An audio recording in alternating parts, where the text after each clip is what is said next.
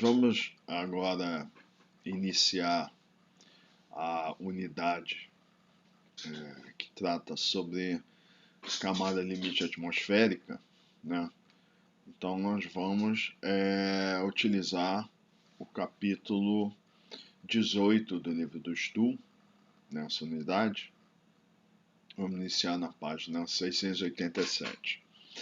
Então, nessa primeira aula da unidade, o que vai ser feito aqui vai ser uma contextualização e a revisão de vários conceitos, né?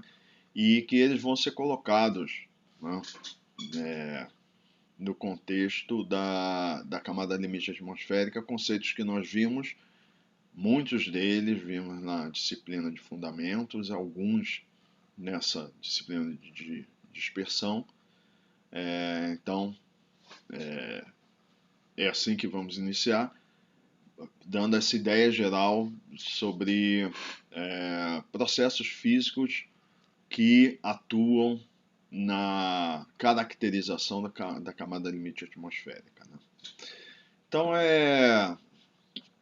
vamos seguindo aqui o livro de referência. Então, ele começa falando que esse ciclo de nascer, sol, pôr do sol, que temos diariamente, né? Ele é um ciclo de aquecimento radiativo, né? E associado a esse ciclo de aquecimento radiativo existe um ciclo de calor latente e calor sensível, de fluxos de calor latente e calor sensível entre a Terra e o ar, né? E ele está falando aqui mais especificamente dos dias em que nós temos bastante radiação na superfície, né? Não temos cobertura de nuvem, então tem bastante radiação incidindo sobre a superfície, né?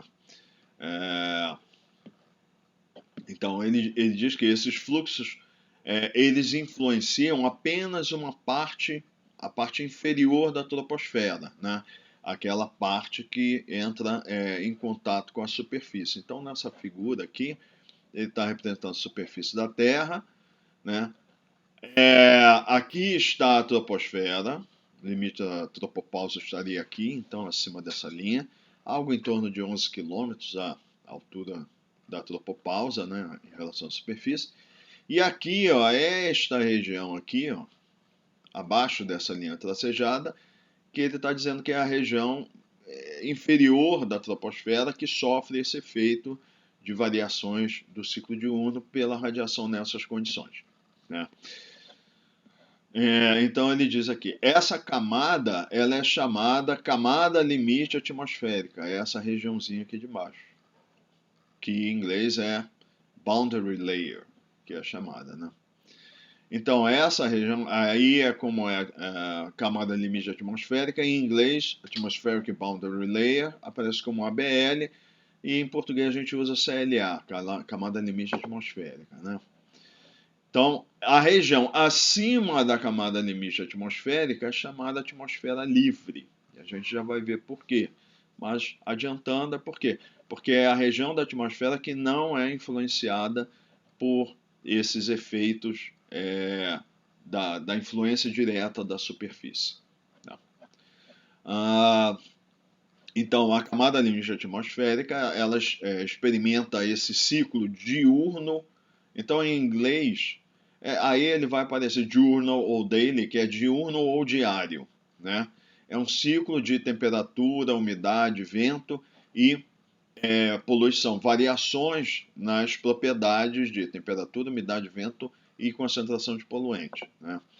Ele cita que a turbulência ela aparece em em toda a região da camada limite atmosférica e é uma das causas dessa natureza particular da camada limite atmosférica. Quando a gente olha o restante da atmosfera, a gente vê que a camada limite atmosférica tem o seu próprio comportamento devido principalmente à presença da turbulência.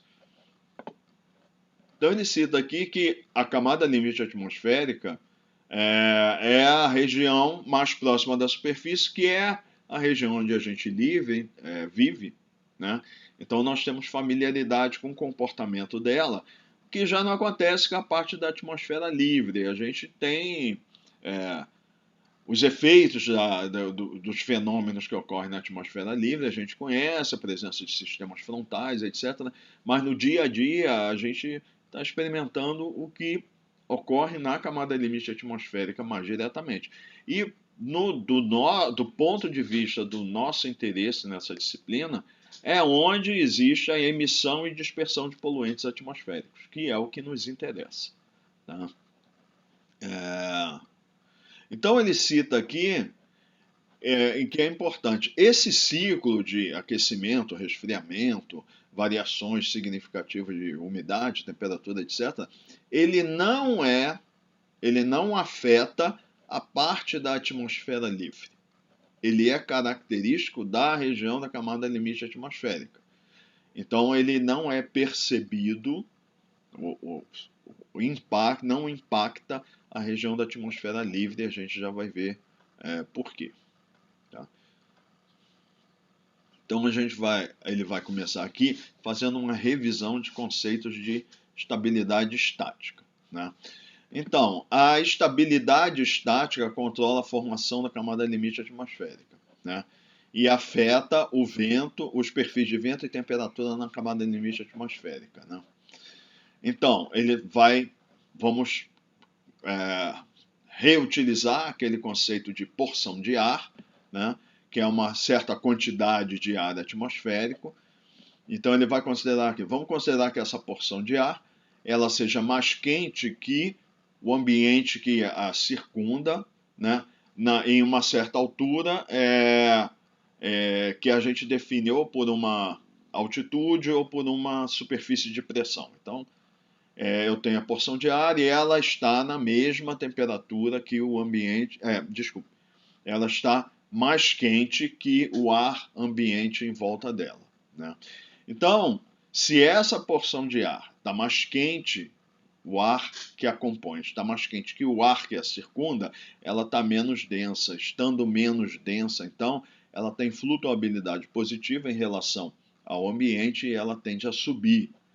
Se ela estiver mais fria, o ar da porção de ar estiver mais frio que o ambiente, então ela estará mais densa, vai ter flutuabilidade negativa e vai tender a descer. Né?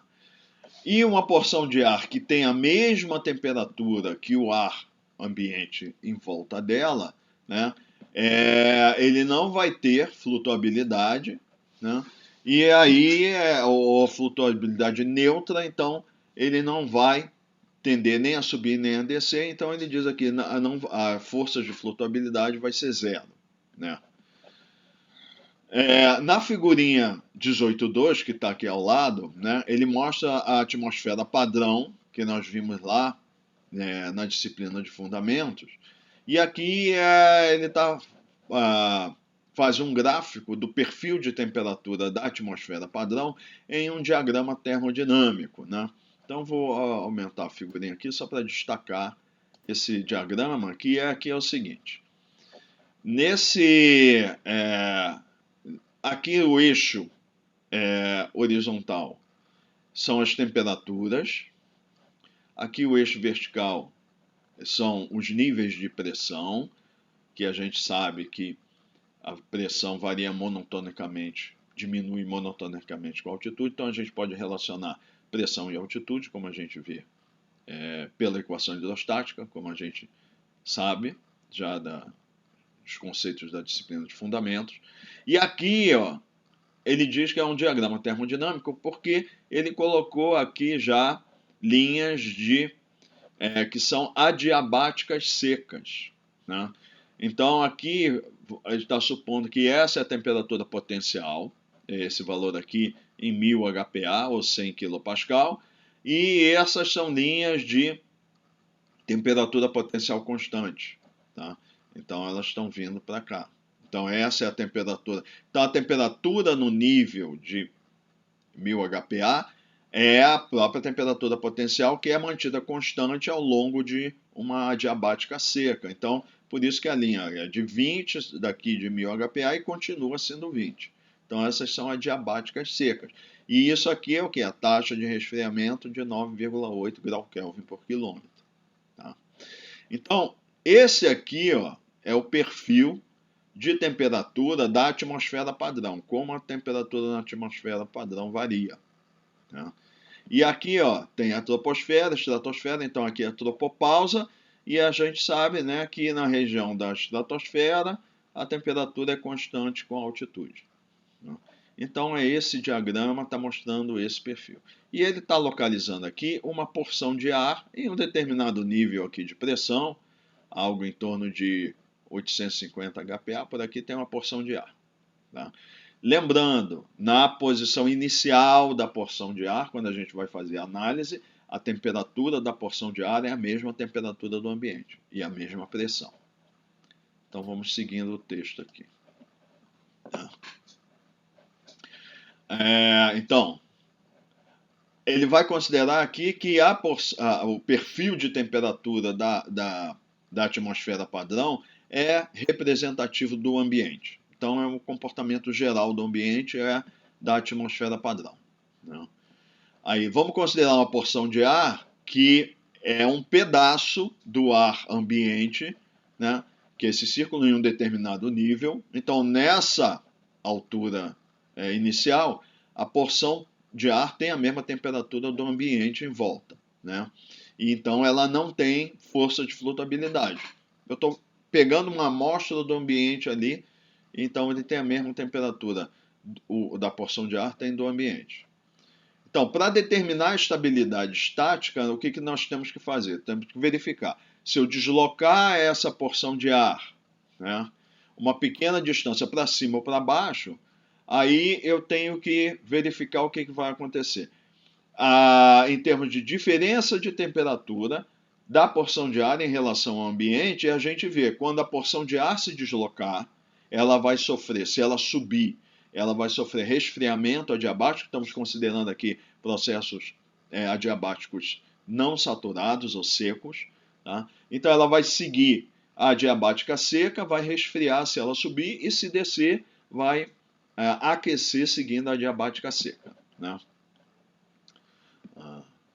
Então ele está falando, essa comparação leva para um outro nível, a partir do seu ponto de partida, a porção de ar sofrendo um processo adiabático, né, de resfriamento ou aquecimento, se sobe ou desce. E aí a gente vai comparar no novo nível, após esse pequeno deslocamento, nesse novo nível que ela chegou, comparar a temperatura da porção de ar com o ambiente, verificar.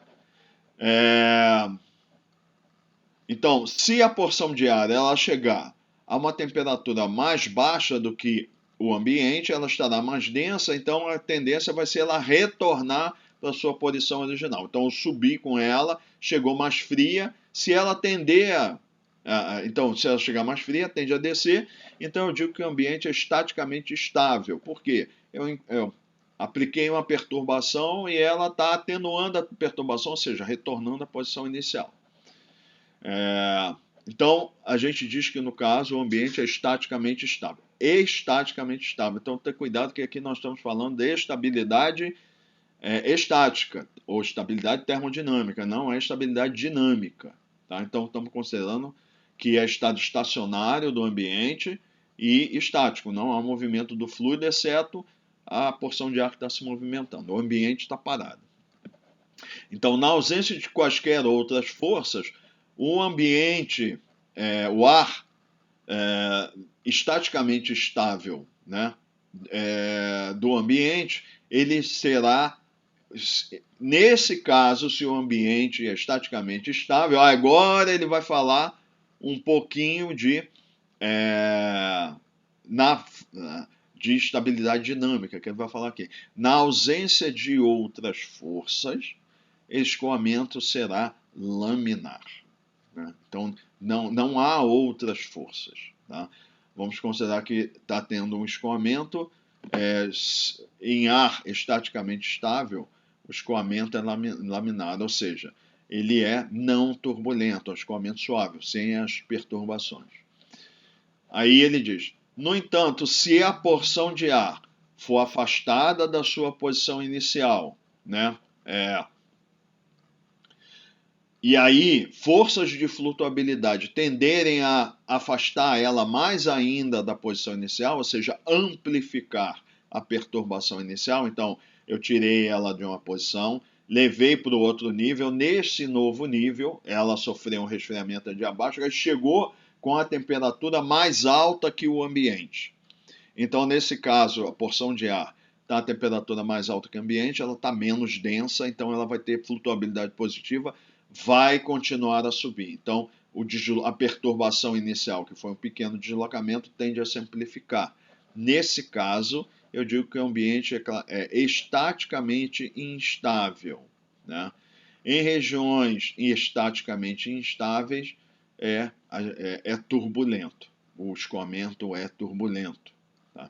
Então, aqui tem que ter cuidado, que ele está fazendo uma revisão, não está entrando em detalhes de estabilidade dinâmica. Ele está falando assim, não, na ausência de outras forças, só que a gente sabe, nós vimos no estudo do capítulo de estabilidade, que tem uma região que é estaticamente estável, mas o escoamento é turbulento. Mas aí a gente teria essas outras forças, que são forças de cisalhamento no escoamento, né?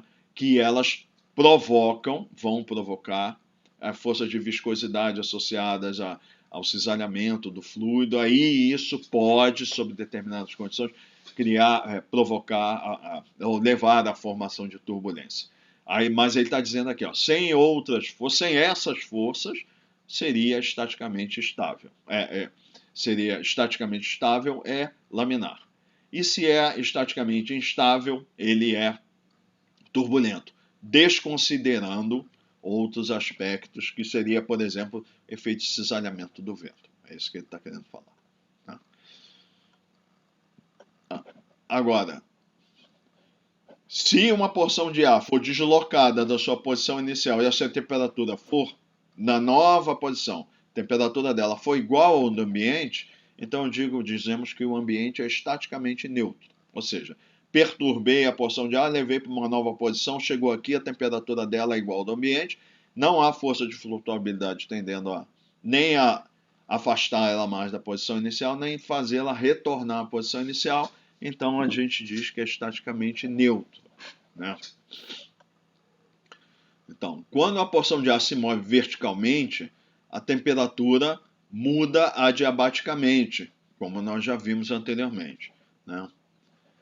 Então ele diz, quando a gente for fazer comparações de comportamento de temperatura de uma porção de ar em relação ao ambiente, sempre temos que levar em conta os efeitos de compressibilidade que estão associados lá, então, no caso,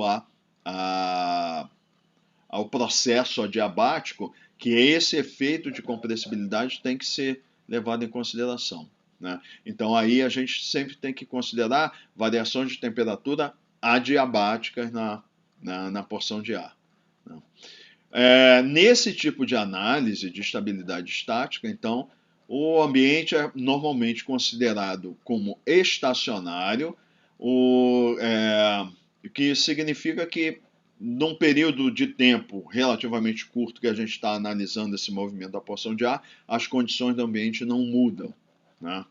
Durante o período que a gente está analisando o movimento da porção de ar. Ou seja, uma outra forma de dizer é que a velocidade ou a taxa com que o ambiente muda, o comportamento, é muito menor a velocidade do que os efeitos que ocorrem na porção de ar que está se movimentando. A velocidade com que muda as características do ambiente é muito menor, então é praticamente constante durante a modificação relativamente rápida das propriedades da porção de ar. Então ele dá um exemplo aqui. Se uma porção de ar ela for, ele diz capturada, né? Então vamos caracterizar ou separar uma porção de ar no nível de 830 HPA, que ele fala aqui, lembrando, o Stu usa quilopascal, que não é a prática normal, a gente usa hectopascal, então teria que multiplicar por 10, 830 hectopascal, e temperatura de 5 graus Celsius, né? E se ela for forçada ao longo de um processo adiabático seco, então a temperatura potencial, ele está dizendo, seria o valor de 20 graus Celsius, então ela vai seguir a linha adiabática seca, que é conservada, a temperatura potencial é conservada em um processo, né, adiabático seco, né, como a gente já sabe, né, e ele diz aqui que as adiabáticas são as linhas inclinadas no gráfico, nós já vamos retornar lá, né. Então ele diz, nós vamos seguir a adiabática seca e vamos verificar qual seria a temperatura dela no nível de 600 HPa. Então vamos retornar aqui ao gráfico e vamos analisar essa situação. Então aqui, ele está dizendo aqui, nesse nível de 830 HPa, a temperatura é 5 graus Celsius. Então está aqui, ó, eixo da temperatura, T, e o nível de 830 HPa, que está por aqui. Então é essa aqui. Aí qual é a adiabática que passa por aqui? É essa aqui, ó, de 20 graus Celsius. Então o diagrama termodinâmico ele facilita por causa disso. Eu pego a adiabática que passa por ele, sigo ela até o nível de 1000 HPa e vejo a temperatura potencial aqui é 20 graus Celsius. Então essa adiabática aqui, a temperatura potencial é constante em 20 graus Celsius. Então, se eu pego esse aqui, lembrando, o ambiente é esse aqui, ó, que é a atmosfera padrão, é a linha tracejada. Eu pego a porção de ar, levo ela para cima, então o que eu tenho que fazer para verificar o comportamento da temperatura dela? Eu tenho que seguir a adiabática seca, então eu vou seguindo essa linha aqui, ó. E à medida que eu estou subindo, ó, a temperatura está diminuindo. Aí eu vou chegar aqui no nível de 600 HPa, que é essa linha aqui, ó, 500, 700, 600 aqui no meio. Então é isso aqui. Qual é a temperatura que ela chegou? A temperatura potencial está mantida, ela não mudou, continua 20 graus Celsius. Mas eu venho aqui para baixo para saber qual é a temperatura efetiva ou absoluta dela. Quer dizer, desculpe, não é absoluta que está em Kelvin, né? A temperatura do ar não está em Kelvin, está em Celsius. Para ser absoluta, eu teria que transformar em Kelvin. Mas, enfim, qual é a temperatura do ar, não a potencial, mas a temperatura efetiva da porção de ar. Aí eu vejo aqui, ó, baixa é menos 20 graus Celsius. Tá? Então, esse movimento aqui, o ambiente não muda, o ambiente é estacionário. Tá? A temperatura não muda. O que está mudando é a temperatura da porção de ar. Ela subiu aqui, de acordo com a diabática, chegou aqui com a temperatura menos 20 graus Celsius. Agora eu vou, nesse nível de 600 HPa, eu vou comparar a temperatura da porção de ar, é menos 20. Qual é a temperatura do ambiente? Aí, no caso aqui, vai ser algo em torno de menos 12 graus Celsius por aí, né? Então, menos 5, menos 10, menos 15, algo em torno de menos 12.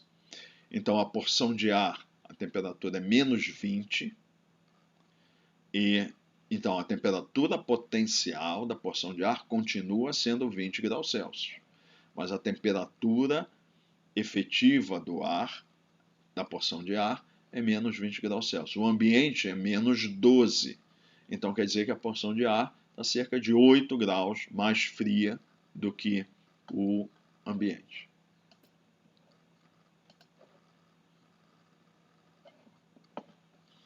Então, vamos retornar. Então, a temperatura dela é menos 20 graus Celsius. Então, a porção de ar ela é mais fria que o ambiente, né? Na mesma altitude, como acabamos de ver. Então, o que vai acontecer? Ela vai ter uma força de flutuabilidade resultante negativa que vai forçar ela para a sua posição de partida, né? Então, o ambiente é estaticamente estável, né? Se eu fizesse o deslocamento da porção de ar no sentido contrário, descendo ela ia aquecer adiabaticamente. Então, vamos retornar lá ao gráfico, né? Então, aqui eu vou fazer o contrário. Vou pegar da posição inicial, aqui, e vou baixar a porção de ar seguindo a diabática seca. Aí, ó, quando ela chegar aqui, a temperatura dela, vou para o nível de 1000 HPA. A temperatura dela vai ser vai ser os próprios 20 graus Celsius que ela dá a temperatura da diabática. Enquanto o ambiente, ó, a temperatura do ambiente é 15 graus Celsius. Então, aqui na atmosfera padrão, a gente sabe que a temperatura média da superfície é 288 graus Kelvin, que é 15 graus Celsius da atmosfera padrão. Então, ela chegou com 20 graus Celsius e o ambiente é 15. Então, ela está mais quente que o ambiente, então ela vai ter flutuabilidade positiva, ela vai tender a retornar à posição inicial. Então, nas duas situações, seja subindo ou descendo, eu desloquei, como o ambiente é estaticamente estável, a tendência da porção de ar vai ser retornar à sua posição original.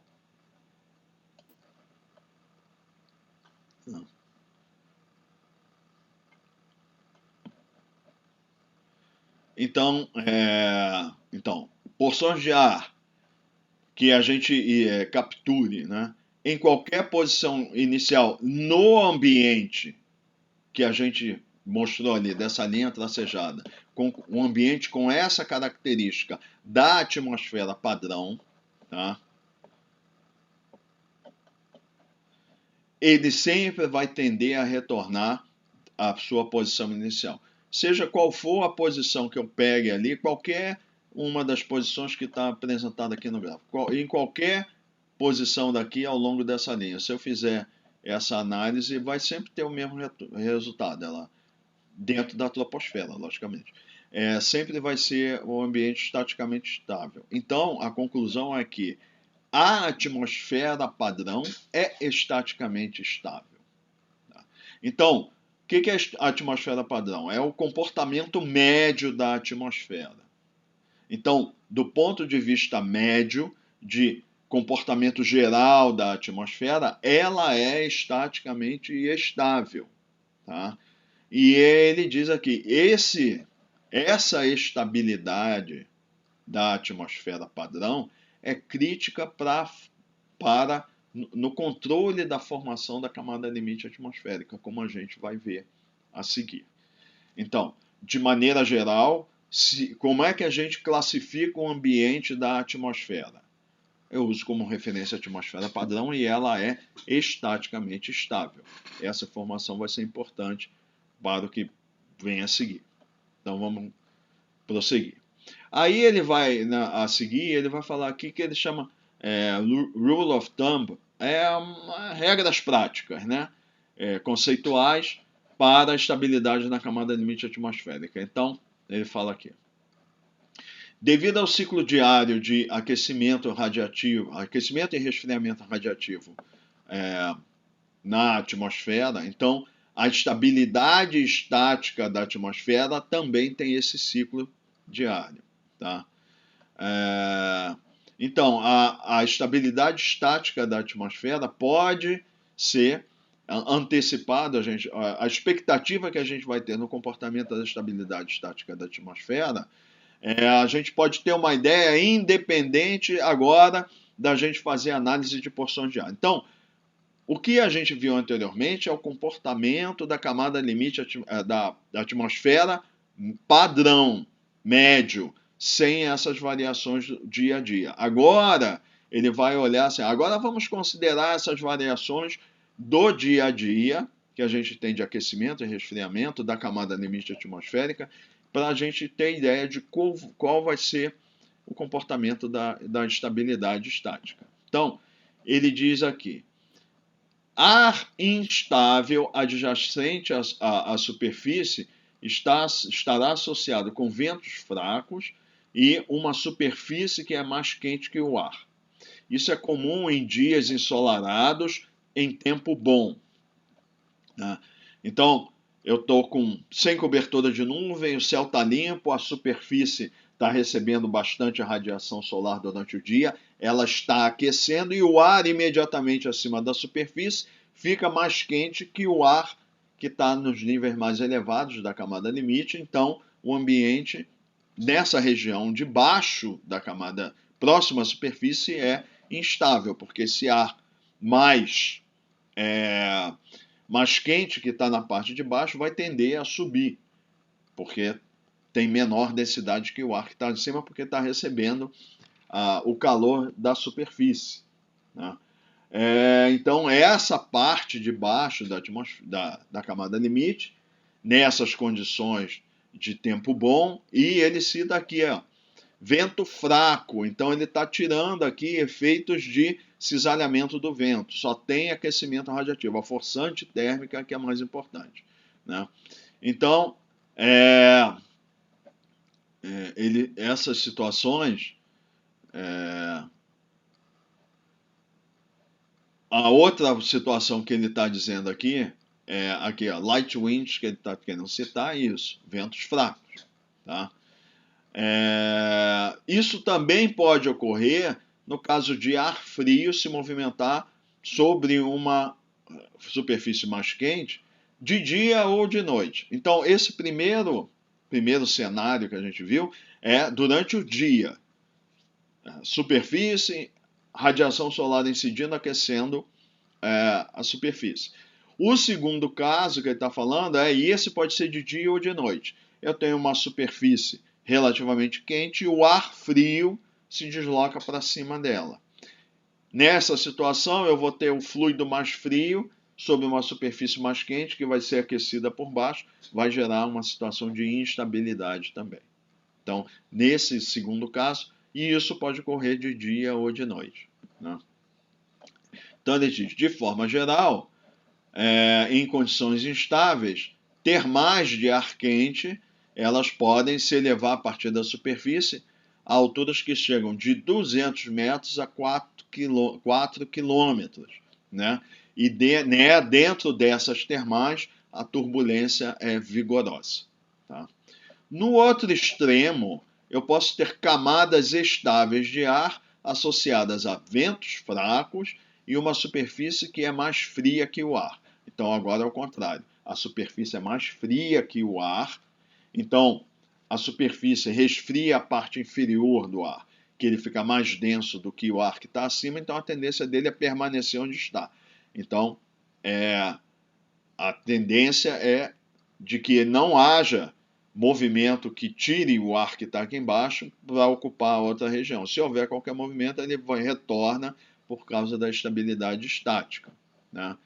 Então ele diz, isso tipicamente ocorre em noites de tempo bom, com céu claro, e quando o ar quente se movimenta sobre uma superfície mais fria de dia ou de noite. Então o que acontece? Durante o dia, no tempo bom, eu tenho aquecimento, aí a camada de ar é instável nessa região próxima à superfície.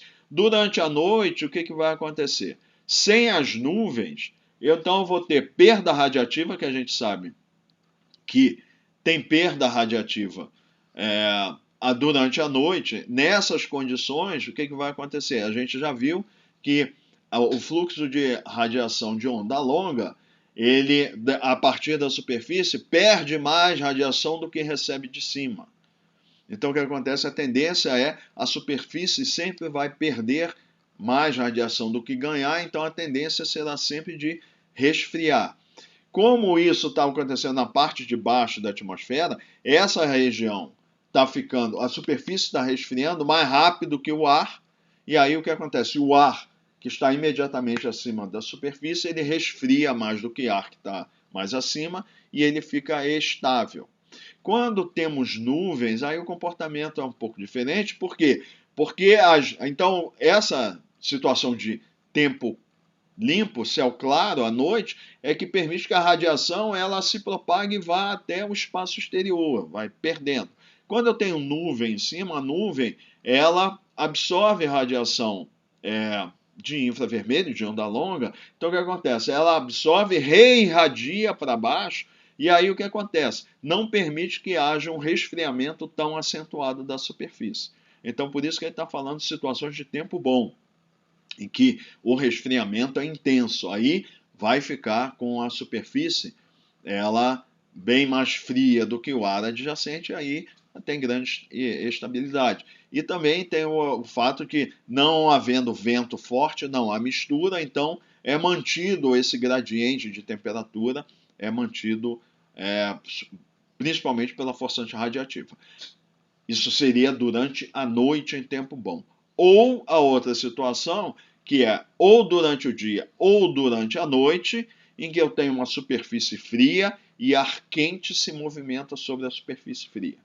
Aí está estabelecida uma situação em que eu tenho fluido em contato da parte de baixo dessa massa de ar quente com a superfície, o fluido esfria embaixo, fica mais frio do que o ar mais quente que está em cima e continua em situação de estabilidade.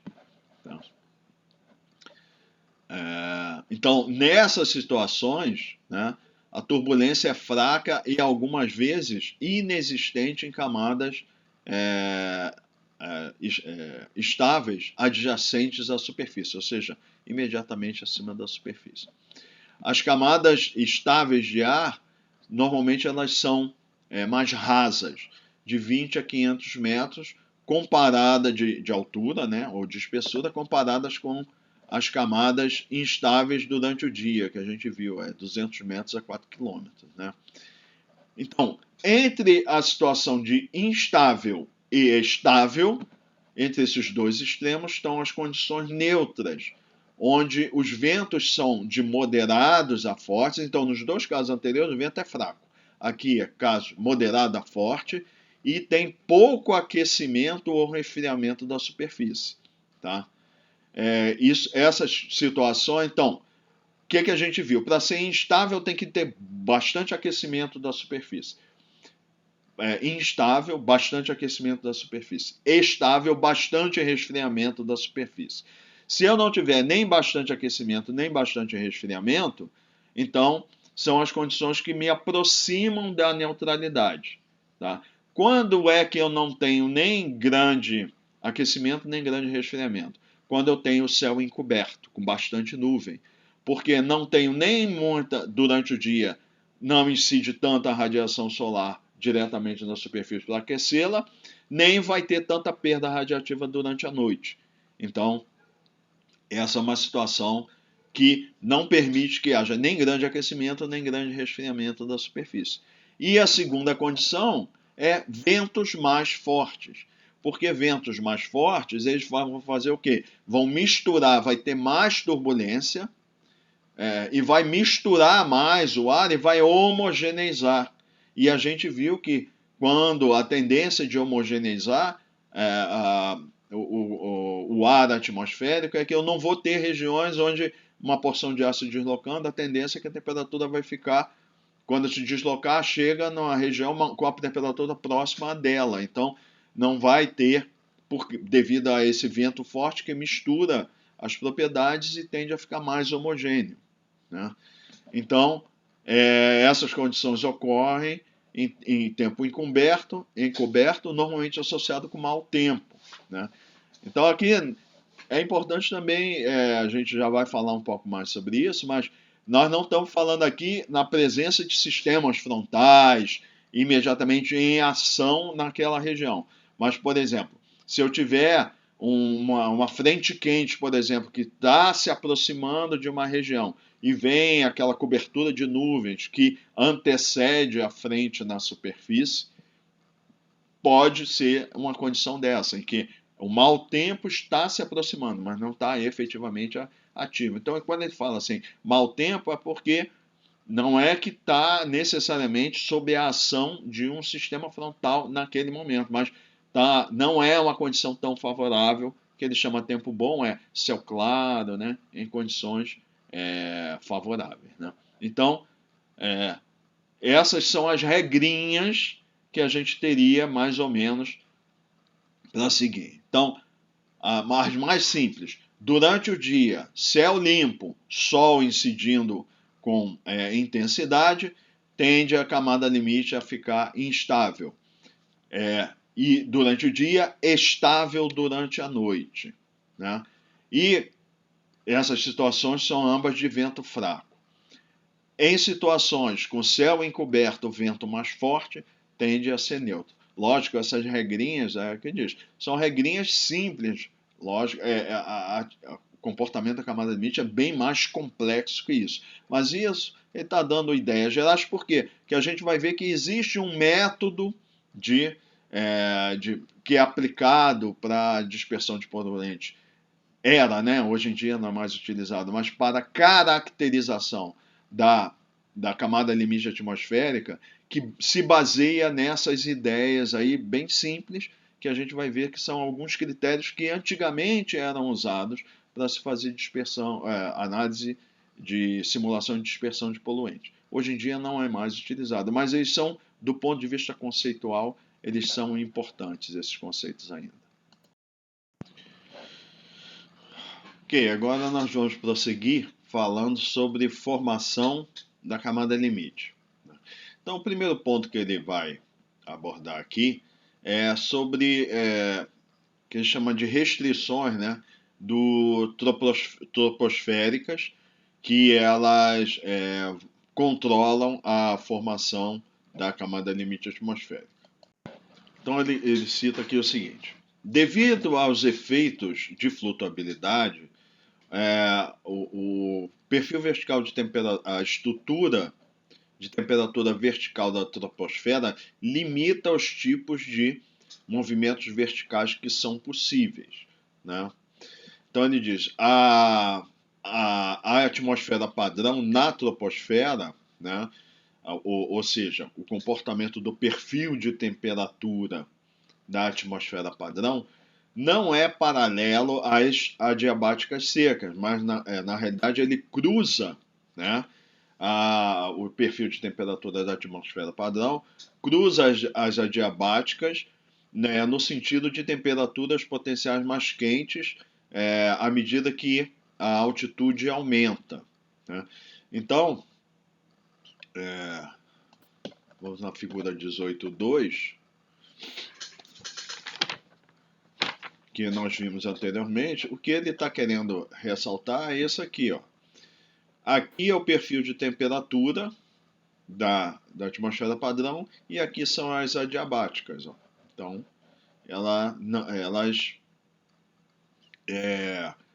não são paralelas. Então, à medida que eu vou subindo, ó, o perfil de temperatura da atmosfera padrão ele vai se aproximando, ó, no sentido das adiabáticas de temperaturas mais elevadas, à medida que eu vou subindo. É esse o ponto que ele quer chamar a atenção do ponto de vista do comportamento da temperatura, mas qual é o aspecto relevante que ele vai falar aqui? É a estabilidade. É isso que faz com que a atmosfera padrão seja estaticamente estável, né?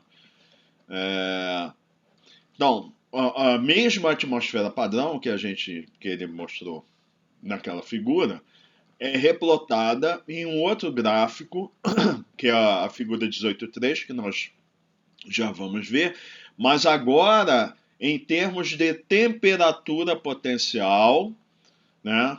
Então o gráfico é de temperatura potencial, que ele chama versus a altitude. Então a gente vai ter no eixo, é isso aqui.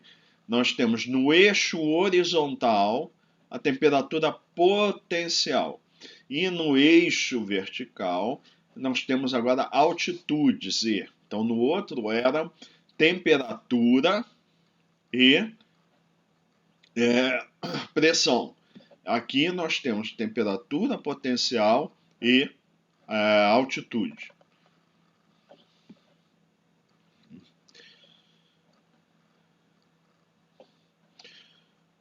Então, a atmosfera padrão, então ele diz, a temperatura potencial dela vai no sentido de valores mais altos à medida que a gente vai subindo. Então, essa inclinação que tem no perfil de temperatura potencial indica que o ar é estaticamente estável, né? Então, ou seja, a ar que se opõe a movimentos verticais, como a gente já viu. Numa atmosfera estaticamente estável, ela se opõe a que o ar se movimente, porque você desloca, está tendendo a restringir movimentos, ou seja, se você desloca a porção de ar, a estabilidade estática força a porção de ar a retornar à posição inicial. Então, ela está se opondo ao movimento, né? E esse comportamento aqui a gente já estudou, né, bastante o fato de a atmosfera estável, estaticamente estável, a temperatura potencial aumenta com a altitude, né? Que é o que a gente vê nessa figurinha aqui do comportamento da atmosfera padrão. Ó. À medida que eu vou seguindo a atmosfera padrão aqui, ó, a temperatura potencial, equivale aqui à temperatura no nível de 1000 HPA, os valores estão ficando maiores. Ó. 20, 40, 60. Então, à medida que eu subo, a temperatura potencial aumenta, que é o dθ dz maior que zero, que a gente já viu anteriormente. Tá? Então, na figura a seguir, é isso que a gente está vendo aqui. Ó. Esse perfil é o da atmosfera padrão, agora em temperatura potencial. Né? Então, ele está, à medida que eu estou subindo, a temperatura potencial está aumentando. Por quê? Porque dθ dz é maior que zero, porque é estaticamente estável a atmosfera padrão. A camada limite atmosférica é frequentemente turbulenta. Tá? Então, a presença da superfície, ela causa irregularidades no escoamento do ar, e essas irregularidades, devido às condições de estabilidade estática que variam, né, devido ao aquecimento e resfriamento, e cisalhamento do vento, né, que a gente vai detalhar isso um pouco mais para frente, faz com que tenha presença de turbulência praticamente o tempo todo na atmosfera. Na realidade, na camada limite atmosférica, a turbulência é a regra. Escoamentos não turbulentos na camada limite atmosférica, eles são a exceção. Vamos colocar assim. O normal, o comum, o corriqueiro é a gente encontrar turbulência na camada limite atmosférica. Tá? Então, a presença de turbulência causa mistura, né, do fluido. E aí o que é que acontece? A parte de baixo da atmosfera padrão, ela tende a ficar homogeneizada, que a gente já viu. Qual é o efeito que tem desses turbilhões ou vórtices turbulentos? É misturar a propriedade. Então, lembra aquela história do xícara de café, eu coloco o açúcar cuidadosamente, ele fica todo depositado embaixo e coloco o café. Se eu quiser acelerar a mistura do açúcar no café, eu pego uma colher, giro, e o que eu estou fazendo? Colocando energia ali, energia cinética, que provoca turbulência naquele escoamento e rapidamente ele mistura. Né? É isso que a turbulência faz. A propriedade, o efeito principal da turbulência é misturar a propriedade. Então ele está dizendo aqui, na região turbulenta, né, o ar com temperatura potencial mais elevada, tá, que está no topo da camada limite atmosférica, ele vai tender a se misturar com o ar que possui temperatura potencial mais baixa, que está na parte de baixo da camada limite atmosférica. A mistura resultante, né, ela vai tender a produzir um perfil uniforme de temperatura potencial, um valor médio, né, e esse valor ele vai tender a ser constante em altitude. Então é o que a gente vai ver nessa figura daqui a pouco aqui. Nessas situações em que eu tenho turbulência vigorosa, ou seja, ele está dizendo com bastante mistura, porque a turbulência está atuando bastante no escoamento, né? A camada limite atmosférica é também chamada de camada de mistura. Então vamos olhar aqui essa figurinha com destaque aqui do que ele está falando. Então eu estou olhando aqui, nós já vimos, esse é o perfil da atmosfera padrão, esse aqui, ó, essas bolinhas aqui. E aí o que ele está querendo mostrar aqui é o seguinte, essa parte de baixo aqui, essa é a camada limite turbulenta que ele está falando, né? Então, o que acontece? Se eu tenho, isso é um perfil, lembrando, de temperatura potencial. Se eu tenho o ar, né? Então ele diz, na camada limite atmosférica, na parte superior, a temperatura potencial é maior do que na parte inferior, tá? O que acontece? O ambiente, ok, o ambiente é estaticamente estável, só que a dinâmica da turbulência é suficientemente grande para pegar porções de ar, vencer essa estabilidade natural, vamos dizer assim, e levar para cima e misturar propriedades com ar que está acima, e o ar que está acima levar para baixo e misturar também. Então, o resultado que ele está falando aqui é o seguinte: a mistura do ar na camada limite atmosférica provoca no final esse perfil aqui, ó, uniforme de temperatura potencial. Então, o que acontece? Quando a gente quer dizer, está havendo homogeneização das propriedades na camada limite, quando a temperatura, a gente está falando que está tendendo a homogeneizar a temperatura potencial. Por quê? Porque nessa mistura já são considerados os efeitos de compressibilidade, e se eu fizer um gráfico da temperatura, né, o que eu vou ter é o perfil de temperatura vai seguir uma adiabática seca, né? Então, se eu desenhar o perfil de temperatura de uma camada de mistura muito bem, bem homogênea, então, na vertical, em temperatura potencial, na realidade, a temperatura, não a temperatura potencial, segue a adiabática seca. Porque já nesse processo de mistura, como o ar sobe e desce, os efeitos de compressibilidade já são levados em conta.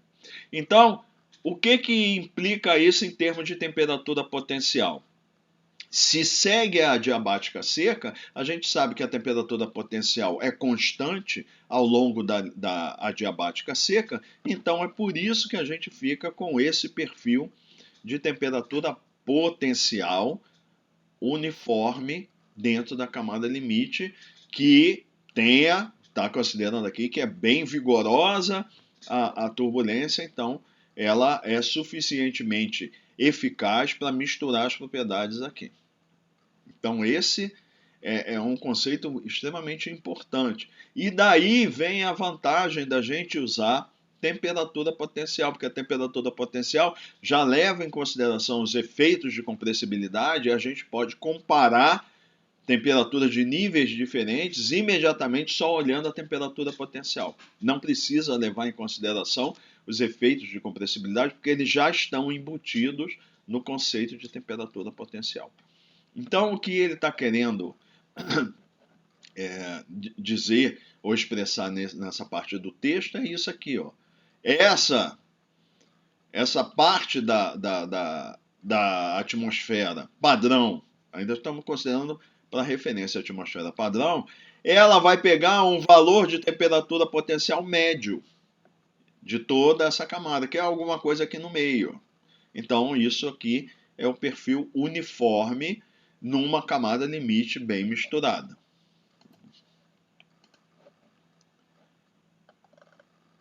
Então, é isso que ele diz, né? Em situações de turbulência rigorosa, a camada limite atmosférica é também chamada camada de mistura, por causa disso aqui.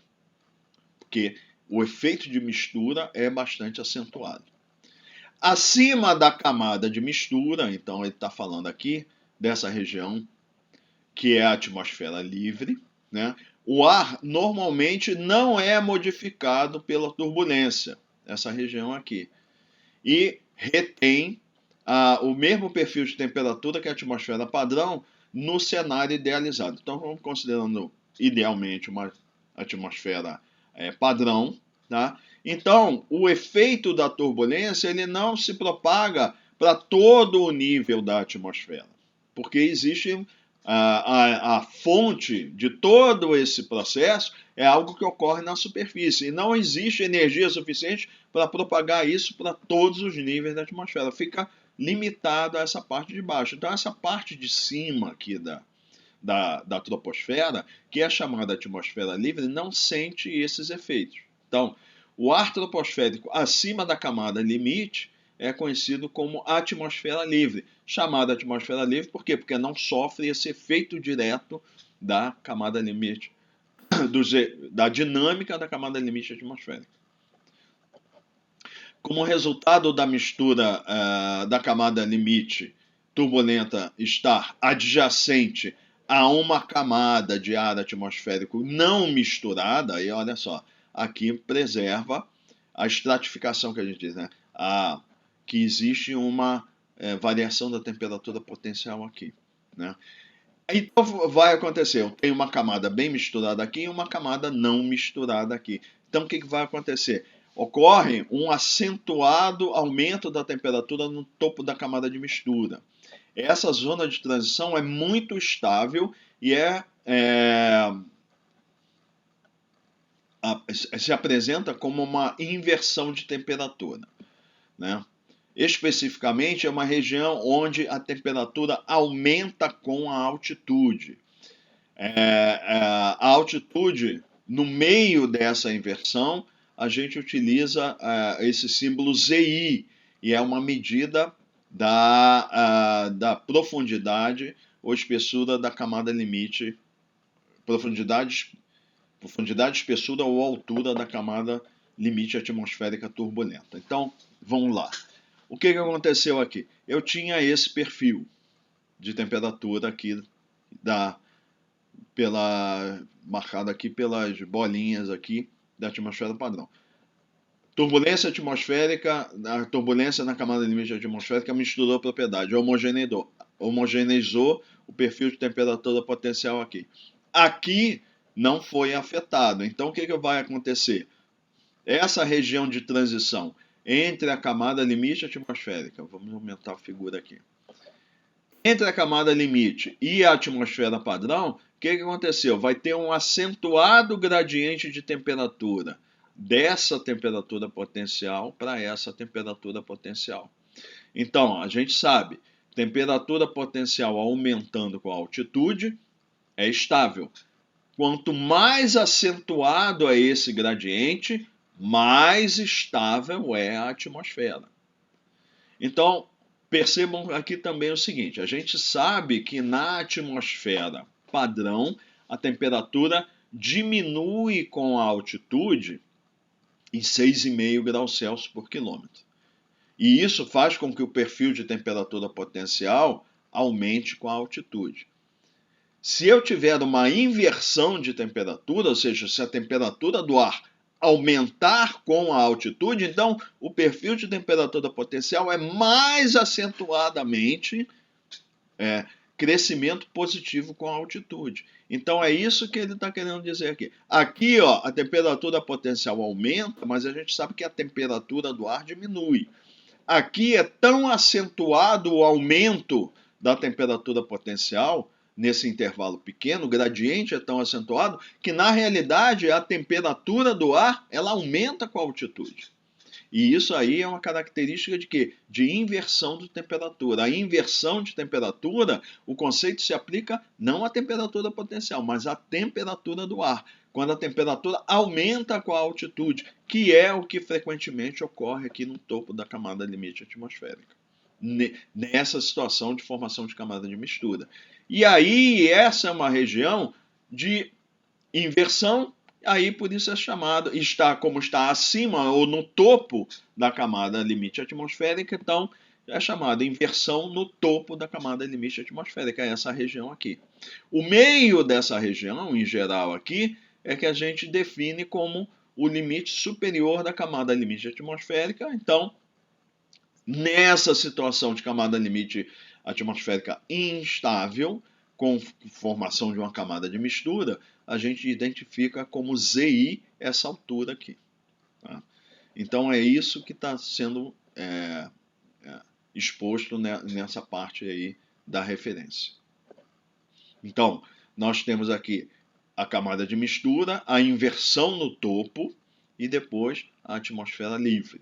Essa é uma região de acentuada estabilidade atmosférica. Por quê? porque ΔZ é bem acentuado aí, então é muito instável essa região, que é relativamente curta, né? Na realidade, embora ele mostre ali de uma forma, parece muito, muito estreitinha, na realidade essa região ela pode pegar até 30%, 40% da camada de mistura. Ela é relativamente espessa, no mundo real é 400 metros, 300, até 500 metros. Ela pode ser bem relativamente espessa. A região é uma região de transição, né?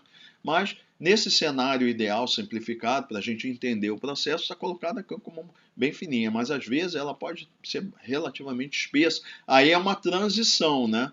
O perfil de temperatura sobe, aí ele varia, né, ao longo de uma distância lá de 300, 400 metros e depois vai aumentando na atmosfera livre devido a esse perfil de temperatura potencial.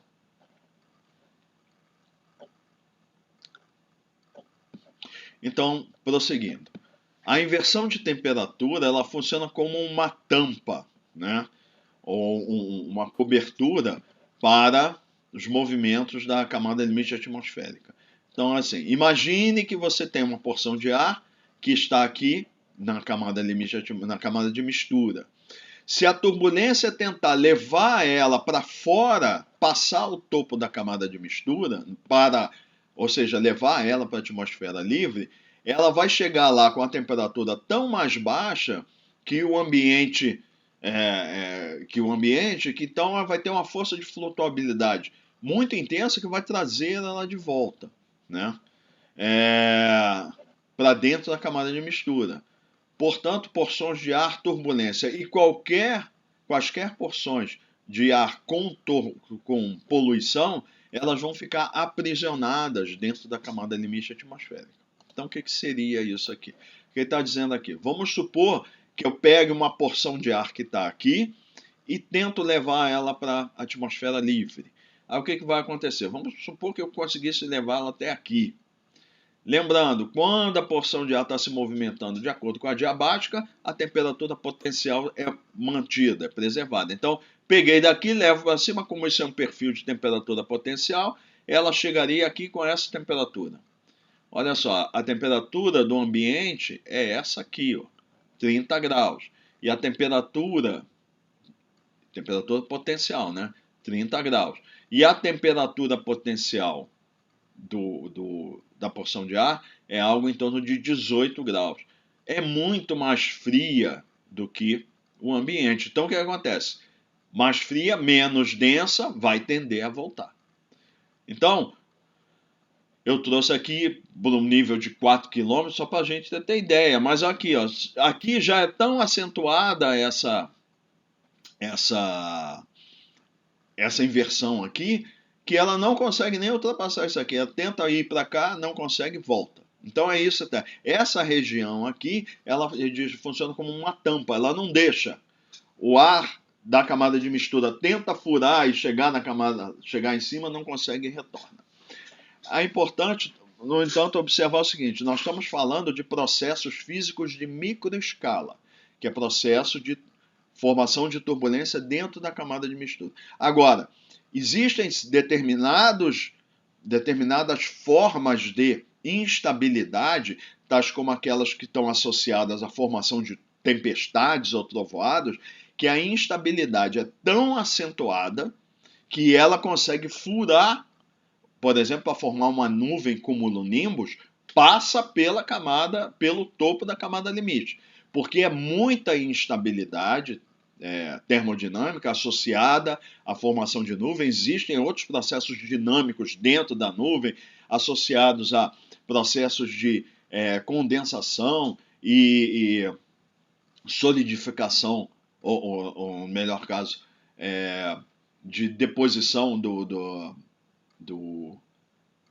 vapor d'água, que libera calor latente, aumenta muito a instabilidade e o ar ele tem energia cinética suficiente para ele romper essa estabilidade e permitir que se forme uma nuvem cumulonimbus que às vezes chega lá na tropopausa. Muitas vezes chega na tropopausa. Então, a gente está falando aqui de forçantes limitadas às forçantes típicas da camada limite atmosférica de microescala.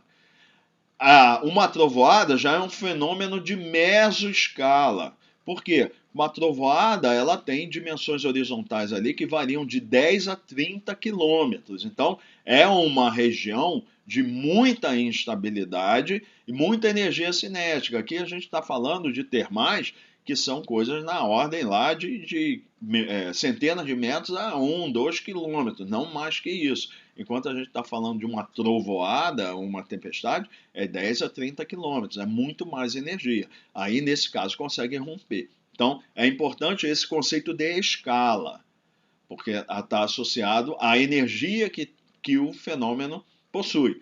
Lógico, há fenômenos energéticos de pequena escala, como um tornado, que tem lá na ordem de centenas de metros até, no máximo, lá 1 quilômetro, vamos supor, de diâmetro, que seria já um tornado enorme, né?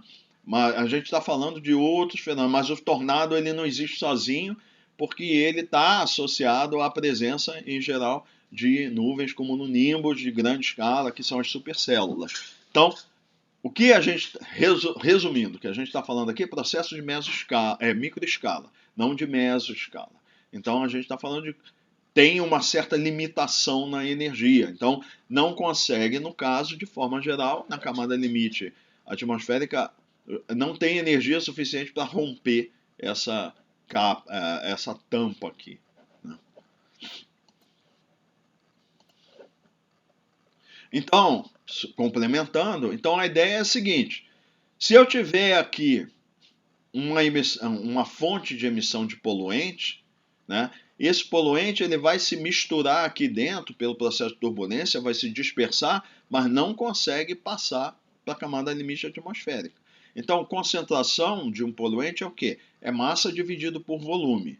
Se eu limito o volume onde eu posso dispersar o meu poluente, então o que vai acontecer? A concentração é mais alta, porque o volume é menor.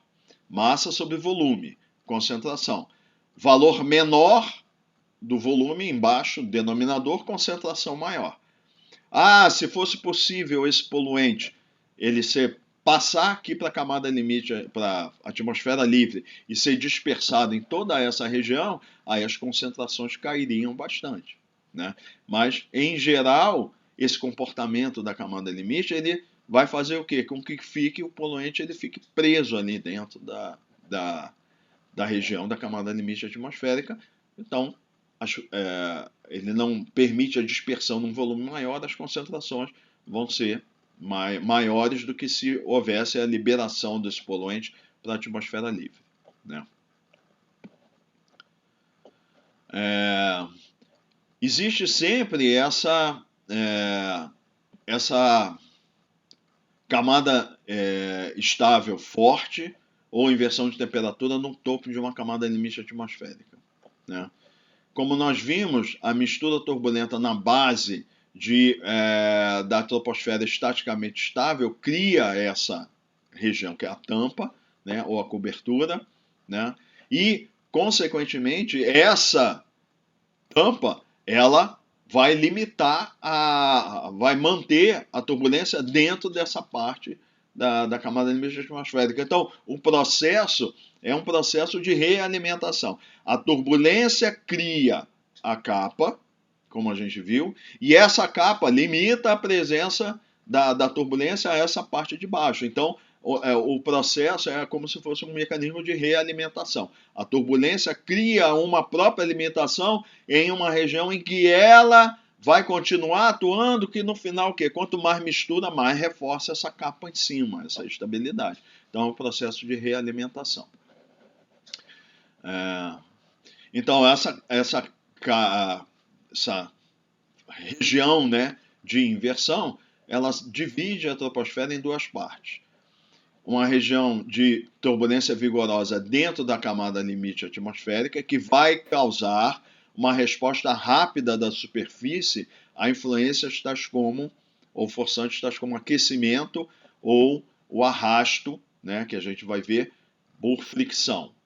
No entanto, o restante da troposfera não experimenta esse acoplamento, né, forte da turbulência com a superfície.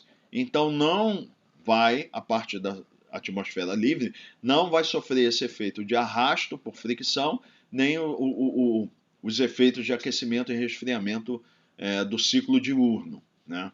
Então, a ideia aqui é a seguinte, né? Eu tenho aqui dentro a dinâmica da atmosfera, da camada limite atmosférica. Então, o escoamento do ar sobre a superfície tem esse efeito de arrasto. Então, isso provoca o perfil de velocidade, que eles de zero da superfície aumenta com a altitude, né? Então, existe a perda de energia cinética por causa do atrito, né? E a gente vai ver isso, é o fluxo de quantidade de movimento que existe do ar da camada limite atmosférica para a superfície. E isso quer dizer o quê? O ar perde energia cinética por causa desse atrito.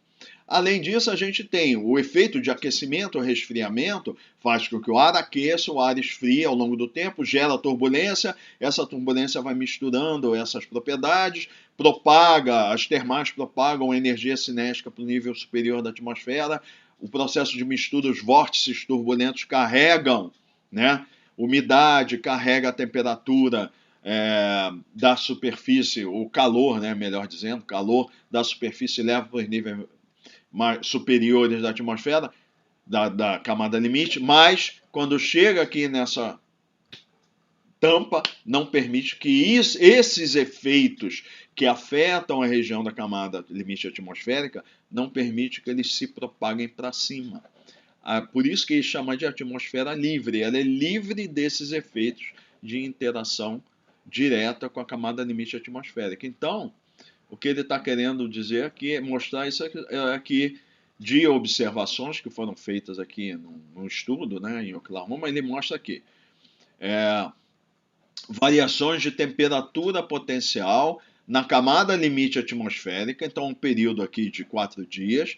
Foi medida a temperatura na camada limite atmosférica ao longo desses 4 dias e foi visto isso aqui, ó, o comportamento do ciclo diurno de aquecimento e resfriamento. Tá?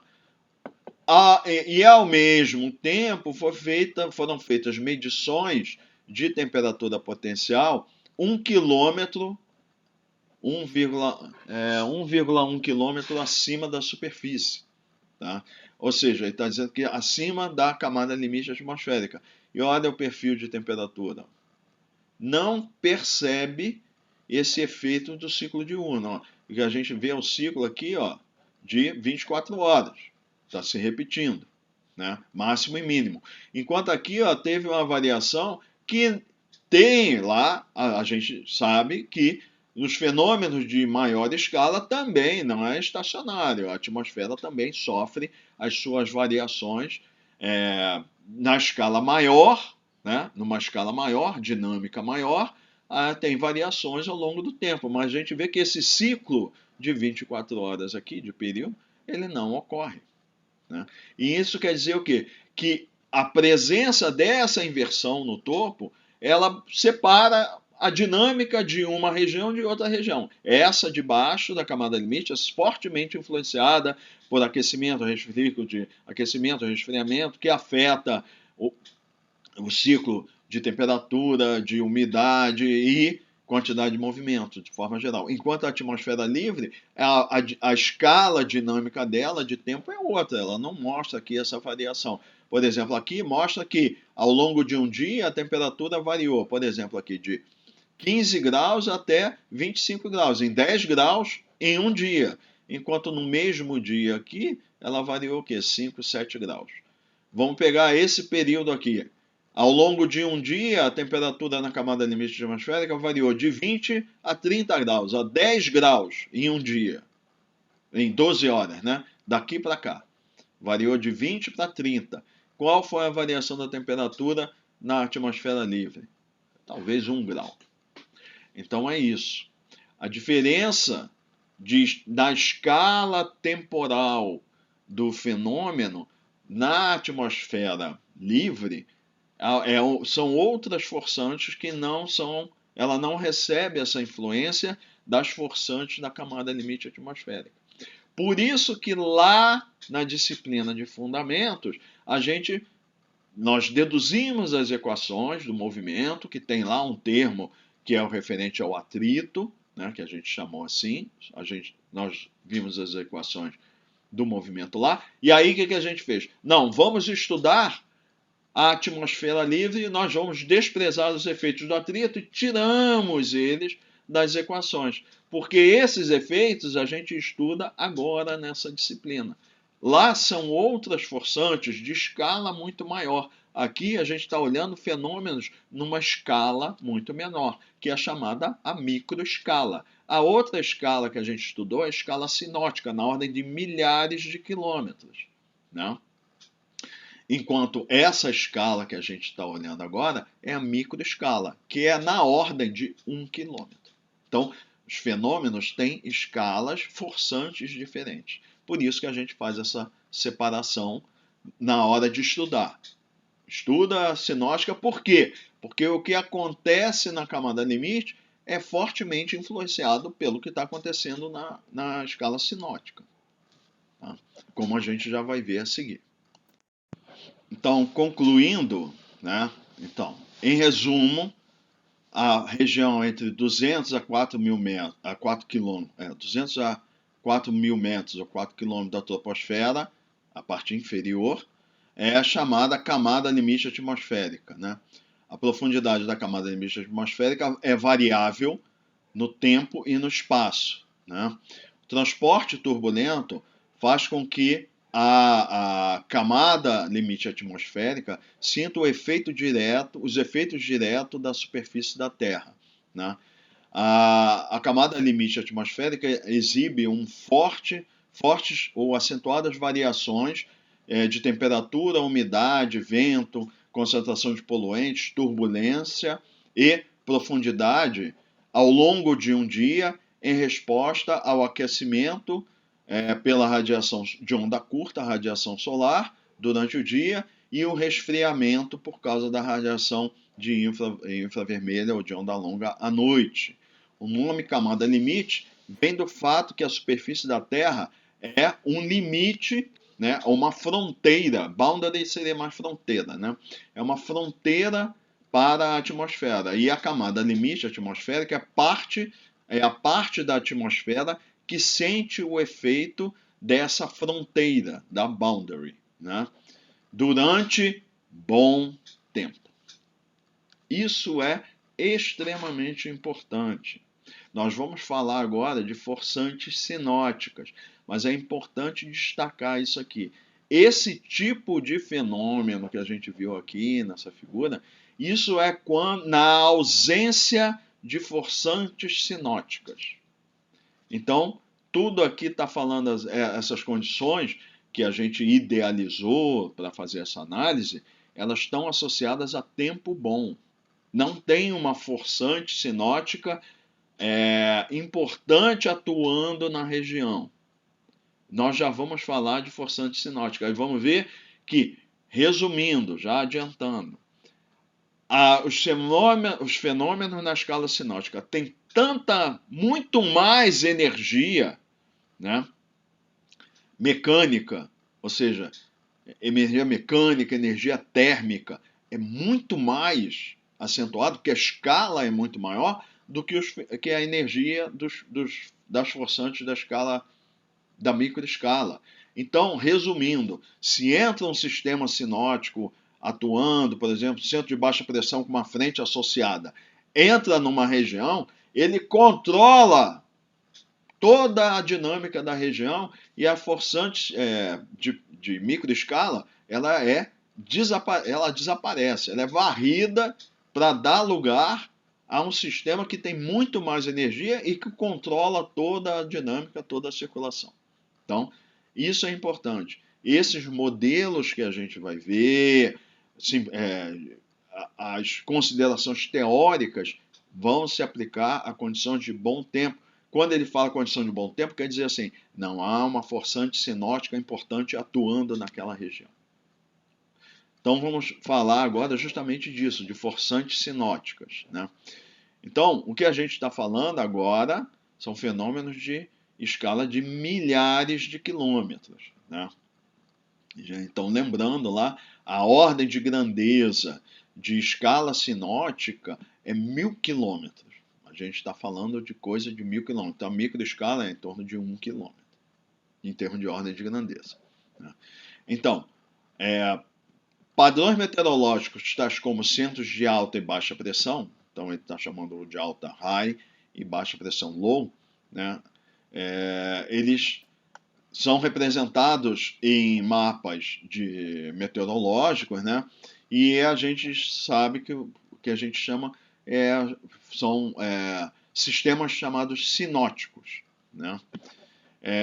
Esses sistemas, que eles têm diâmetros maiores aqui que 2.000 quilômetros, né, eles modulam a camada limite atmosférica. Então eles controlam, eles exercem controle sobre a camada limite atmosférica. Então ele vai citar aqui o caso do hemisfério norte, né, que os ventos aí na região da camada limite atmosférica, ou seja, próximo à superfície, os ventos no hemisfério norte, então essa figurinha que está mostrando aqui.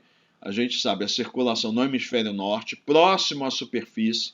Então, ó, lembra que quando a gente está em níveis mais elevados da troposfera, lá em torno de 5 quilômetros, não é comum, ocorrem, mas não é tão comum, a gente ter sistemas de pressão fechados. Nós temos ondas, né? Algumas vezes, quando tem um sistema sinótico bem atuante, fecha uma circulação, né, em linhas de altura geopotencial em 500 HPa, lá nos 5 km. Mas quando nós nos aproximamos da superfície, aí nós temos os sistemas mais caracterizados, sistemas meteorológicos, centros de alta e baixa pressão fechados, que é isso que ele está mostrando aqui. Então, próximo à camada limite, próximo à superfície, temos centro de alta pressão, como é o hemisfério norte, rotação no sentido horário, e no hemisfério sul, no hemisfério norte, mas centro de baixa pressão no sentido anti-horário. E nós vimos também que o efeito do atrito, fizemos aquelas considerações dinâmicas simplificadas do balanço de forças, né, em que é a força de gradiente de pressão, força de Coriolis e força de atrito, tende a, próximo à superfície, em ambos os hemisférios, a direção do vento fica voltada para regiões de baixa pressão. Então, como aqui eu tenho um centro de alta pressão, a direção do vento cruza as isóbaras próximo à superfície, no sentido das baixas pressões. E aqui eu tenho um centro de baixa pressão, o vento está cruzando a isóbara no sentido da baixa pressão, então é no próprio sentido do centro. E aqui é no sentido oposto ao do centro, né? Então é isso que ele fala aqui. Então ele diz que é uma circulação como se fosse uma espiral, né? Porque ele está tendendo a se aproximar daqui do centro e se afastar daqui do centro, né? Essa espiral que está para fora no centro de alta pressão, né? Isso daqui é aquela, a gente vê que isso está associado à divergência, né? Esse movimento que a componente, não, então aqui a gente pega componentes normais, as isóbaras, lógico, está tudo bem idealizado nesse sistema aqui para o entendimento, mas isso a gente vê também, provoca divergência, né, do campo de velocidade aqui na superfície, em torno do centro de alta pressão, ocorre nos dois hemisférios e leva à convergência aqui no campo de velocidade, né, nos centros de baixa pressão. Então ele cita aqui, em torno das altas temos divergência, e isso vai fazer o quê? Remover ar da camada limite atmosférica horizontalmente a partir do centro. É isso que a divergência faz. Pega o ar e afasta do centro, né? E aí o que vai acontecer? Vamos olhar essa vista aqui, que é um corte aqui dessa alta pressão, por exemplo. Eu tenho divergência, então, aqui a superfície, centro de alta pressão na superfície, divergência, e o que vai acontecer? Por conservação de massa, eu não posso retirar a massa que está aqui e deixar um vácuo. Então vai ter o quê? Isso leva ao efeito de subsidência, vai trazer o ar que está nos níveis superiores da atmosfera para baixo,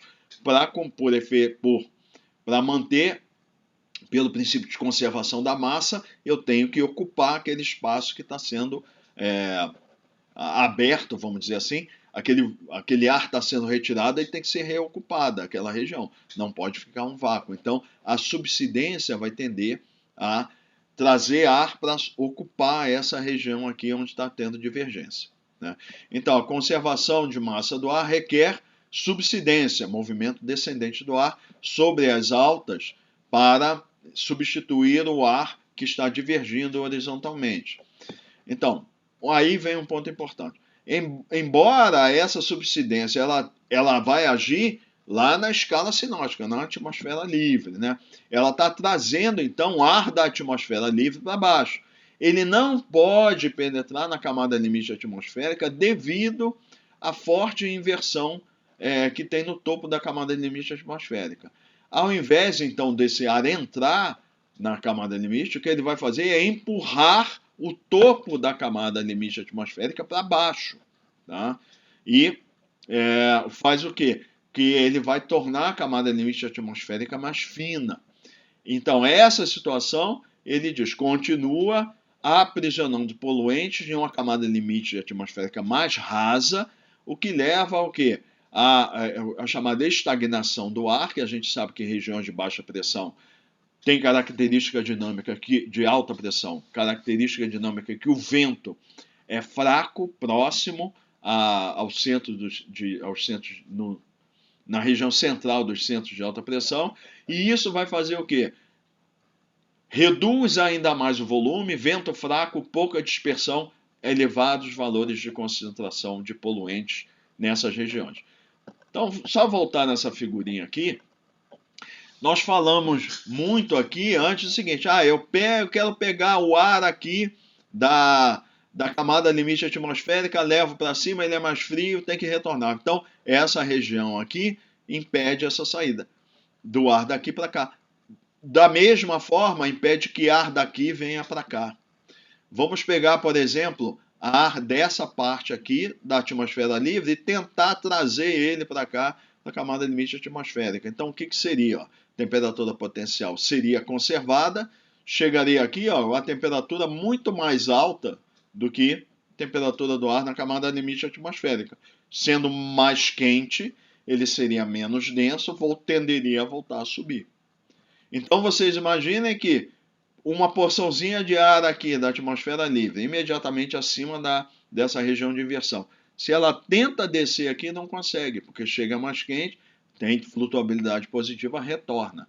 Então, da mesma forma que essa inversão no topo da camada limite, que funciona como uma tampa, impede que esse ar daqui passe para cá, também impede que o ar da atmosfera livre entre na camada limite atmosférica dessa forma. Nós vamos ver que tem um processo chamado entranhamento, mas é um processo turbulento, de mistura. Não é por esse efeito dinâmico, sem turbulência, não há troca de ar entre essas duas partes da atmosfera. Então é por isso que ele está mostrando nessa figura, aparece dessa forma aqui. A subsidência, o que ela está fazendo? Ela está empurrando o topo da camada limite atmosférica para baixo. E aí, reduz a espessura, reduz o volume, aumenta, por exemplo, a concentração de poluentes eventualmente emitidos ali.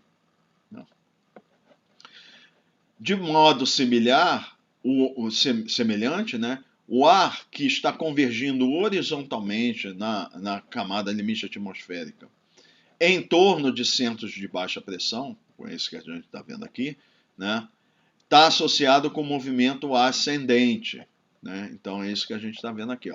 Eu tenho convergência na superfície, numa região de baixa pressão.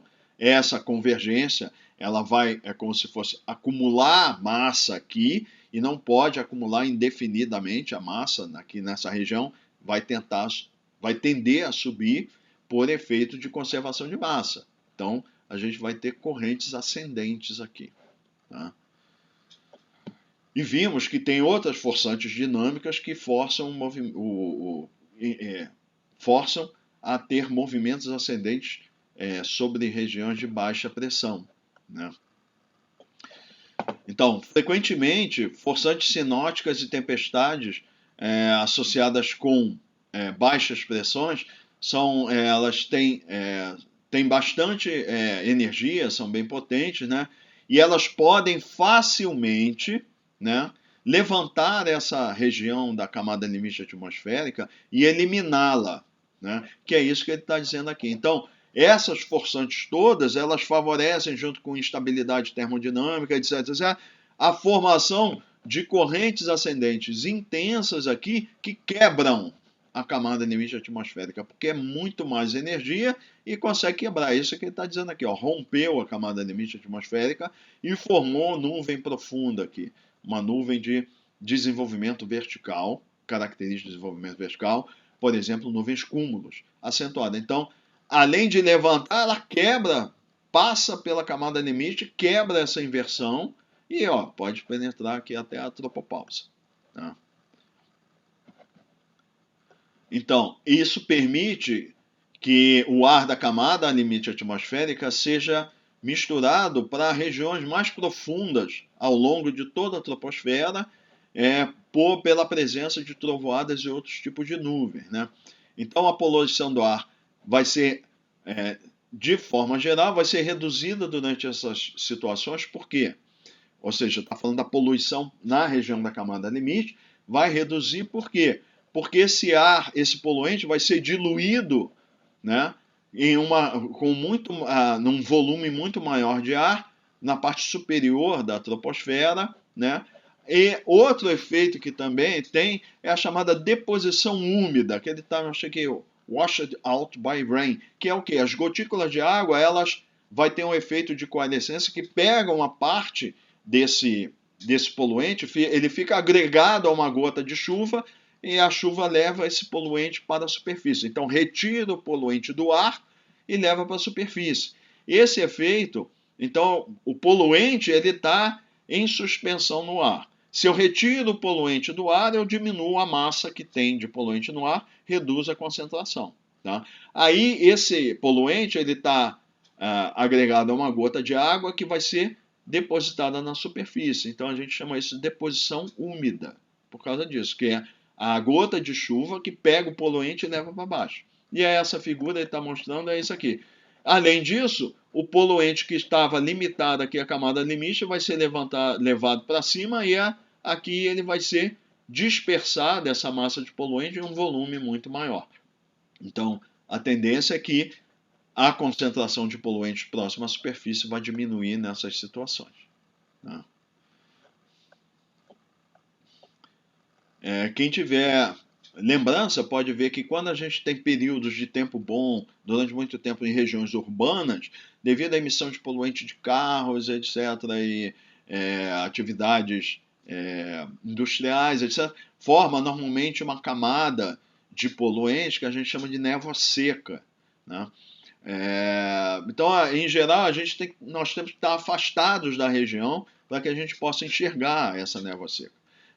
Eu não tenho memória disso ocorrer tão facilmente a gente identificar aqui em Curitiba, mas se for, por exemplo, no Rio de Janeiro, quando a gente está passando na ponte Rio-Niterói, que fica no meio da Baía de Guanabara, e a gente olha para a região da cidade do Rio de Janeiro, que tem muita emissão de poluente lá, principalmente por queima de combustível de automóveis e caminhões e ônibus, né? Em período de bom tempo, a gente vê uma camada, fica meio amarelada, às vezes meio marrom, bem próximo à superfície, que aquilo é névoa seca. Vários dias com tempo bom ali, sem a forçante sinótica significativa, vai emitindo aquele poluente e eles vão ficando depositados ali.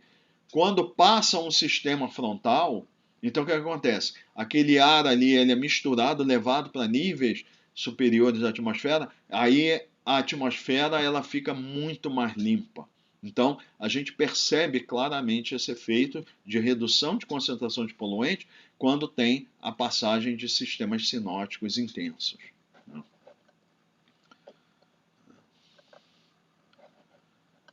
Então ele diz, em razão de ventos em regiões de alta pressão serem relativamente fracos, o ar da região da camada limite atmosférica, ele permanece próximo à superfície durante tempo suficiente para caracterizar, para receber ou assumir as características da superfície subjacente, tá? Em regiões de alta pressão. Essas características incluem temperatura, umidade, poluição, odor, etc. Né? Esse tipo de camada limite atmosférica em uma região de alta pressão com vento fraco que fica muito tempo sobre uma determinada região e pegando as características da superfície é que a gente chama de massa de ar, que a gente viu isso anteriormente. Então são regiões muito de grande escala de milhares de quilômetros, né, horizontal, em que o ar ele fica ali mais ou menos estagnado, vento fraco, e ele fica assumindo as características, principalmente temperatura e umidade da superfície, como a gente viu isso na disciplina de fundamentos. Né? Quando as camadas limites atmosféricas de dois centros de baixa pressão diferentes se aproximam, né? Então, a presença de um centro de baixa pressão, a circulação, faz com que duas massas de ar se aproximem, né? Então, a região que separa essas duas massas de ar é chamada frente. Então, a gente tem a superfície frontal, e aí ele está falando que na região da camada limite atmosférica, próxima à superfície, aí a gente tem a frente. Então, em altitude, é a superfície frontal que separa essas duas massas de ar. Né? Faltou ele detalhar aqui que tem que ter características distintas de temperatura e umidade. É o normal para a gente caracterizar que tem uma superfície frontal, que vai ser efetivamente a superfície frontal é a região que separa características das duas massas de ar. Na camada limite atmosférica é o que a gente chama de frente, que teoricamente, é a linha de interseção da superfície frontal com a superfície. Então, nós vimos isso lá em sistemas, no estudo de sistemas meteorológicos de escala sinótica. Né? Na zona frontal, então ele diz, o ar mais frio, que é mais denso e mais pesado, ele age como uma cunha, que a gente chama, né? Embaixo da massa de ar mais quente, né? Então, à medida que o vento sopra, levando a massas de ar frio e quente uma em direção à outra, o que vai acontecer é que o ar mais frio vai se colocar embaixo do ar mais quente, né, que dá a camada limite atmosférica mais quente, e vai levantar ela a partir da superfície. Tá?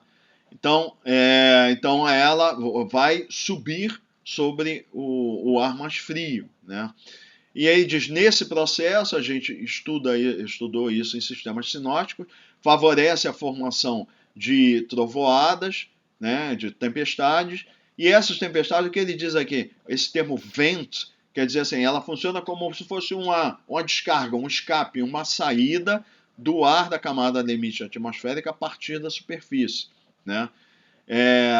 Essas condições para a formação de tempestade, que a gente tem e nós observamos isso, que muito embora a gente tenha uma região ao longo da superfície frontal estaticamente estável, a região de formação de uma trovoada é estaticamente instável. Né? Então, isso faz com que o ar da camada limite atmosférica seja forçado para cima.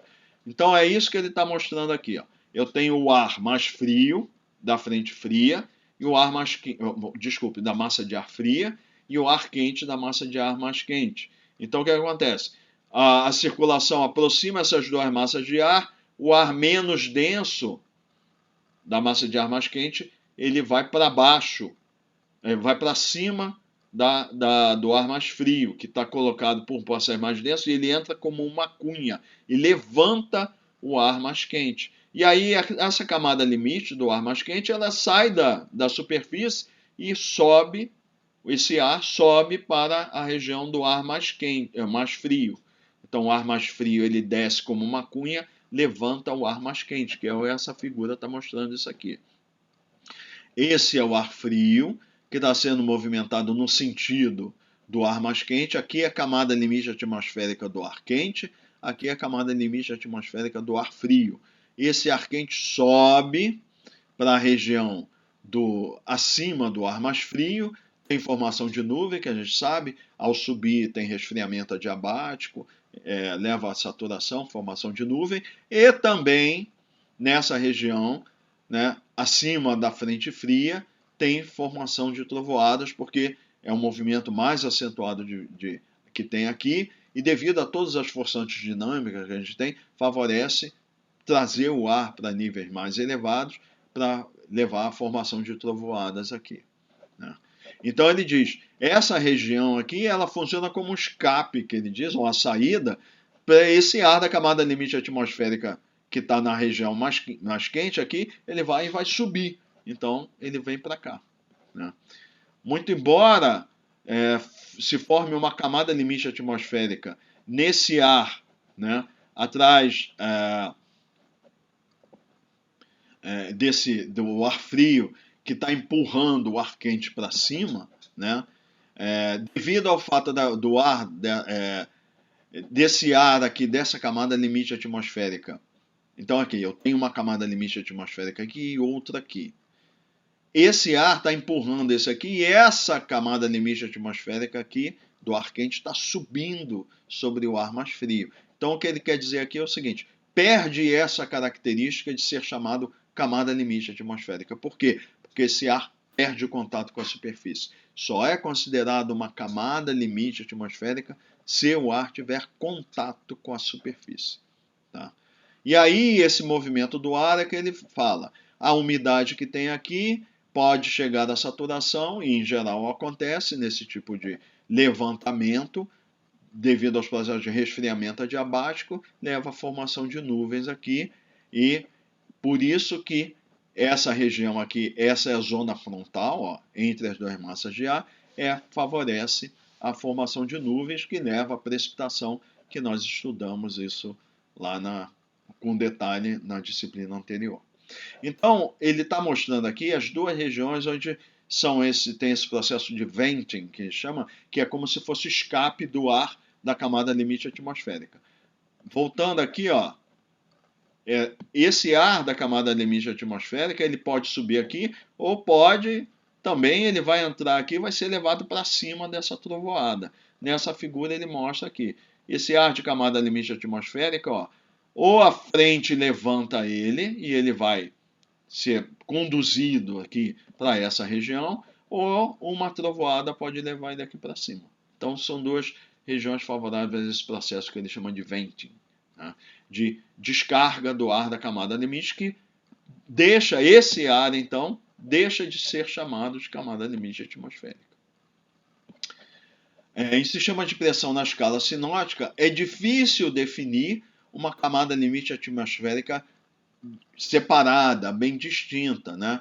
Então, na região de todo o sistema sinótico. Então, o que acontece? Normalmente estuda só o ar abaixo do nível das nuvens aqui, né? Mas, na realidade, isso aí é extremamente complicado, porque a turbulência que tem aqui, ela mistura, é muito difícil, a partir de observações, a gente conseguir identificar claramente a região frontal. Na superfície é muito difícil. Em níveis mais elevados a gente consegue identificar melhor. Na superfície é bem difícil a gente conseguir identificar isso, né? Então, mas existem estudos. Então ele está dizendo o seguinte, na região em cima, ninguém estuda, porque é muito confuso ali o comportamento dentro dessa escala pequena, porque ele é controlado por uma escala maior. Então, quando estuda alguma coisa, estuda abaixo da base das nuvens, né? Que seria, né, essa região aqui, ó, né? Nessa região aqui, não vai estudar. Na região que está mais sujeita a esses efeitos de escala maior. aqui já começa a voltar a caracterizar uma outra camada limite atmosférica, né? Afastado da região frontal, né? Tanto que ele coloca aqui, ó, o tracinho é só para caracterizar isso aqui. Aqui é muito difícil, só olha novamente para cá ou para cá. Nessa região não dá para a gente estudar, né? E extremamente importante, que já foi falado anteriormente, e aqui vai ser destacado novamente. O restante desse capítulo vai focar na camada limite atmosférica em tempo bom, associada a sistemas de alta pressão. Isso é extremamente importante. Nós vamos limitar o nosso estudo a essas situações. Ou seja, os modelos para dispersão de poluente, todos esses aspectos, eles se aplicam apenas a situações em que a forçante sinótica é fraca na presença das forçantes de microescala da camada limite atmosférica. Ou seja, afastado de sistemas frontais, centros de baixa pressão, são regiões então de núcleos de centros de alta pressão, com ventos que não são muito intensos, não tem circulações de grande escala que estejam influenciando a dinâmica. Ou seja, ele quer dizer que a forçante sinótica é fraca, que é a característica de centro de baixa pressão, na região mais próxima ao núcleo, né? E aí a gente pode caracterizar melhor a camada limite atmosférica. Então, os modelos que a gente vai definir para dispersão de poluentes em situação estável, instável, dinamicamente estável, instável, etc., etc., tudo isso é para situações de bom tempo. Não tem. Por quê? Porque quando tem a forçante sinótica, as forçantes de microescala, elas são desprezíveis na presença da energia da escala sinótica. Então, a partir de agora, nós vamos estudar dessa forma, dentro dessa situação. Situação de próxima ao núcleo ou centro de alta pressão, próxima à superfície, sem forçantes sinóticas de sistemas, tais como centros de baixa pressão e frentes associadas, influenciando a região. Então, esse é o escopo do nosso estudo, analisar esse tipo de situação.